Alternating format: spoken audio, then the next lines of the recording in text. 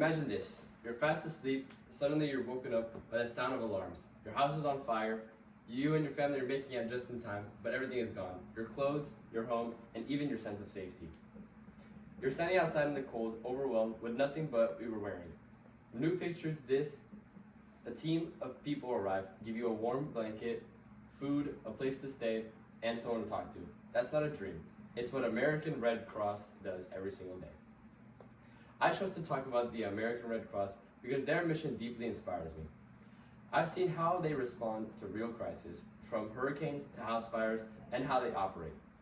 Read survivor stories and follow their work during major events like Hurricane Ian and wildfires across the country. You should honestly listen to this because honestly, emergencies don't ask for permission. Fires, accidents, and disasters don't care who you are. One day, you or someone you love might need the Red Cross. Knowing what they do and how you can help matters. Today, I'll be discussing the problem of unpreparedness and suffering during emergencies. How the American Red Cross is helping with this problem and how our community would be like with and without their support. The problem. Many people in our country and even in our own community are completely unprepared for emergencies and rely on outside help when disaster strikes. Lack of access to emergency shelter after natural resources. When hurricanes, floods, or wildfires hit, many families lose their homes and have nowhere to go. Low emergency hospital blood supply. Every 2 seconds, someone in the U.S. needs blood, but blood donations are often too low to meet demand. This could affect you because you might one day be in a car accident, need surgery, or face a disaster in your own home. No one thinks it'll happen to them until it does. The solution. The American Red Cross provides crucial aid during and after emergencies, saving lives, easing suffering, and helping people recover. They provide shelters, meals, blankets, and health services to people affected by disasters.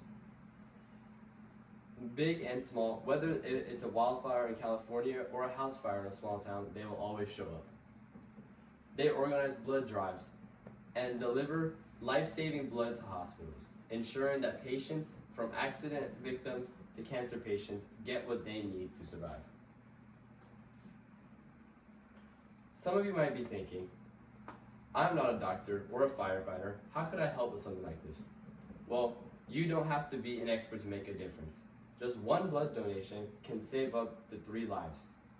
Volunteering for just a few hours a month can bring comfort to someone who has lost everything.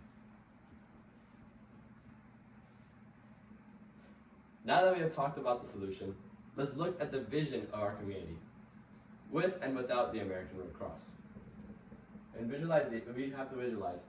Without the American Red Cross, families would be left on their own after disasters, blood shortages would leave hospitals turning patients away, and military families would face separation without emotional support or communication. With the Red Cross support, families get shelter, support, and path to recovery. Hospitals stay stocked with blood-saving blood, and communities bounce back faster, stronger, and more united.